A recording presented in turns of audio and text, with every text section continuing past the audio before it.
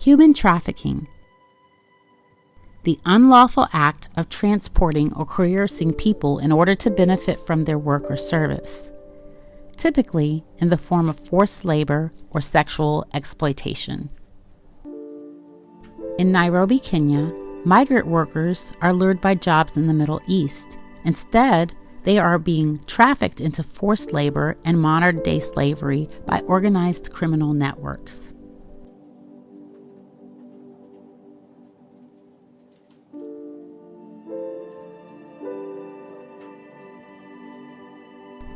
Illicit human movement networks are active and growing in Kenya, despite government labor migration regulations and legislation that criminalizes human trafficking.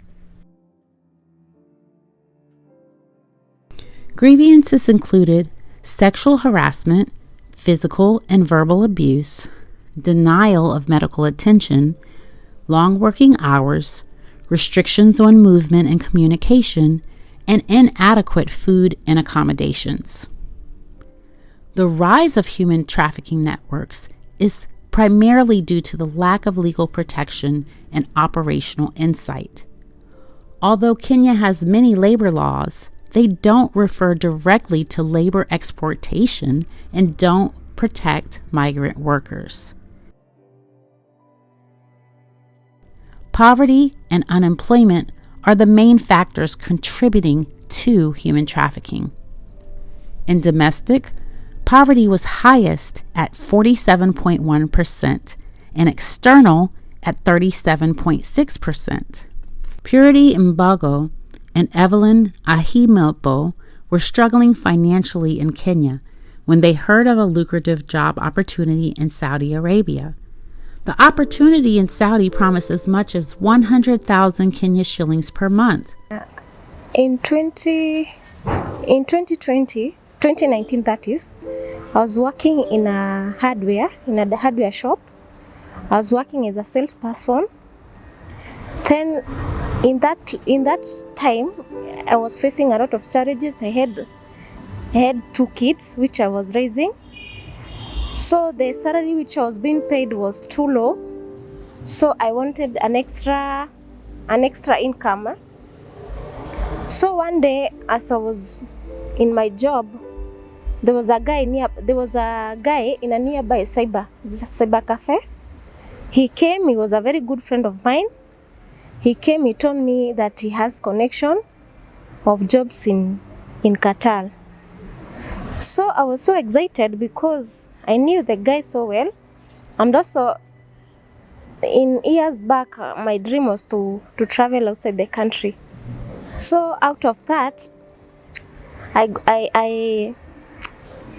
got interested, and I asked him, how can I get the offer to go to work in Qatar?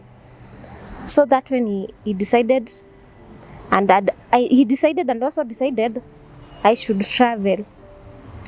So he came with a good idea. He told me his uncle was the one who was offering me the job. So he did the connection with the uncle. Kwa majina naitwa Evelyn Adhiambo John. Mimi ni mama ya watoto 4, 1 girl, 3 boys. So in 2019 December nilitoka nilikuwa tu mamafua. Nilikuwa mamafua tokea kitambo na mzee ana kazi. So nikaona ni vyema niende Saudi Arabia. Juu niliona ile kazi nafanya huku hainipei pesa ya kutosha, na nilikuwa na mtoto mwenye alikuwa na join secondary. So nikaambiwa na rafiki yangu kuna watu wanaenda Saudi Arabia, naweza nikakupeleka kwa huyo agent. Nikamwambia yeye naweza. So wakati tulienda, hiyo ofisi ilikuwa town, inaitwa Airman. Tulipofika hapo, akaniambia, huyo agent aliniambia nitafute 7,500 nimpatie ya kuprocess passport. They told us they were given a connection by some friends who told them they can help them get a well-paying job. 2 months later, they were well on their way to what they thought were greener pastures. When they arrived in Saudi Arabia, the story started changing. At the airport, they met a Kenyan agent in Saudi who took their passport and took them to a certain location where they were picked by different families. They told us that immediately they arrived in their respective houses and they started working even before resting. We found we were being waited for by a driver to the next office that is in Saudi Arabia. That's when we met. He took all our passports and we entered in a van. After we entered in the van, the journey was around 2 hours. Then we reached the destination, that is the office in Saudi Arabia.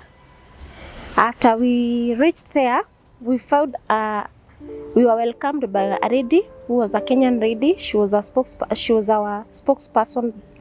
But then she welcomed us and she served us with food, and she told us what to do. So we took shower, and as we took shower, we did not even have time to rest. Then afterwards, our bosses, that is the sponsors, they began to come for us one by one. So when my turn came, I was taken to the house by a madam. After I was taken to the house, according to the contract and the agreement which I signed, the agreement had stated that I was to work for a family of 4.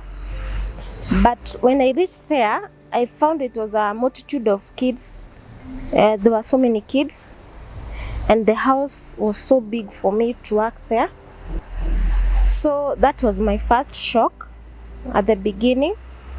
Then secondly, because of jet frags and I did not have enough rest, I thought I would immediately I reached out, at least she'll give me enough rest, at least I relax or I sleep. She introduced me to the house calls immediately. So I started working immediately. I did not have not even a single rest. I continue on working, of which the work was too much for me. The workload was too much for me. I would wake up early in the morning. That is, I would wake up at 4 and I would sleep around 3 in the midnight or 2 in the midnight. So the workload was too much for me. As for Evelyn, her male boss threatened to kill her if she could not have sexual intercourse with him. Evelyn kept on lying until she got a chance to run away to an unknown place. Alikuwa ananitetea nisiwekwe niavawa kama nisinyimwe chakula. Kila kitu nilikuwa napata. Lakini hakuwa anafanya hivyo kwa nia mzuri. Yeye alikuwa anafanya hivyo ndio apate tu saidi yangu kama nitakubali kulala na yeye, vitu kama hizo. Lakini mimi akili yangu iliniambia hii kitu haikunileta Saudi Arabia. Nilikuwa nimekuja kutafutia watoto wangu. Kama sitawezana na hii, mimi sitaki kulala na huyu mwanaume, eri nitoroke. So hapo ndio nilijitoa kwa gate na nikatoroka hivyo. So one day as I was ironing the clothes, the kid came. She found me ironing the clothes, and she took the iron box and she burnt me down on my hand. So I went to tell the mother, but she did not do any action. So I continued on with the job, of which the mother would not hear anything that I was telling. I would also do the washing, but because of the burn, my hand was still irritating, but she did not listen to me. The only thing she did, she called the office that is in Saudi Arabia, and she told them, who is this person that you brought for me to work for me? Why would you bring a person from Kenya all the way, and you never told me her condition, that sometimes she collapses? And the office tried to talk to her. At least she take me to the hospital, but she did not offer the offer. She did not accept the offer to to take me to the hospital. So the only thing that she did, she threw me away out of the house. They went to their agent to report, but instead the agent told them to pay back the 600,000 Kenya shillings to the family since they spent the money to bring them to Saudi Arabia. Mwenye ofisi ndiye alikuja. Alipokuja kuniambia chochote, alinitoa nje na bagi yangu na akanipeleka kwa desert. So nilikuwa natembea nje kwa desert almost 5 hours kama niko nje. Simu yangu ikaenda off. Sasa sijui nielekee wapi, lakini niko kwa desert. Sijui embassy ni wapi. Alafu kwa desert hakuna maji na hakuna nini. Kila siku mpaka kuna wale walitoka mahali kunaitwa Damam. Kukuja kunichukua sasa niuzwe niende huko Damam. Isijulikane hata serikali iwezi jua niko huko. Sababu contract yangu ilikuwa inasoma Riyadh. Lakini nikifika Damam ujue nimepotea hivi. Mercy Atenio advises people on how you can notice a fake contract and a good one, and how you can verify if the job actually exists. So for safe migration, for people who want to leave the country, it's important for you to ensure that you have all the necessary information before you exit. And here we are looking into one, visiting the labor officers in your sub-county for them to actually ascertain that these jobs do exist, because they are able to coordinate with them. Assuming now you're going to country X, they're able to, they have, especially for the Gulf, they have labor attaches who then would be able to tell them if these jobs exist or not, so that you're not going to a job that does not exist. The other thing is looking into if you're going to country X and that country has a consulate in Kenya or an embassy in Kenya or a commission, also reaching out to these offices for them to tell you if their countries are actually offering these job opportunities. The other one is when you're given a contract, check if you're being actually forced or coerced into signing the contract, looking into being given the contract short term. You need to sign the contract within, you're being given the contract now and they expect you to sign it immediately. Looking into if the contract is written in a language that you understand. Look at the amount of money, look at the kind of work that you're going to do. Because a lot of people are duped into believing maybe they're going to do white collar jobs and then they end up doing things that they're not signed up for. So just looking into, does this contract actually align with what this agent had told me about the job I'm going to do? The other thing is also looking into the kind of visa that you're being given. Because if you're leaving the country to go and work, you should be having a work visa and not a tourist visa. Again, I know most of the times what happens is you get to be given your contract while you are at the airport. So should you be at the airport, then you realize that you've actually been deceived. It's not the end of it all. What you need to do is reach out to any airport official. Could be a flight attendant, could be the immigration officers. Just reach out to someone next to you and tell them what is going on for them to be able to assist you. Do not continue with the journey because you're thinking it's too late, no one can help me. So those are some of the things that you're able to do to ensure that you are actually migrating safely.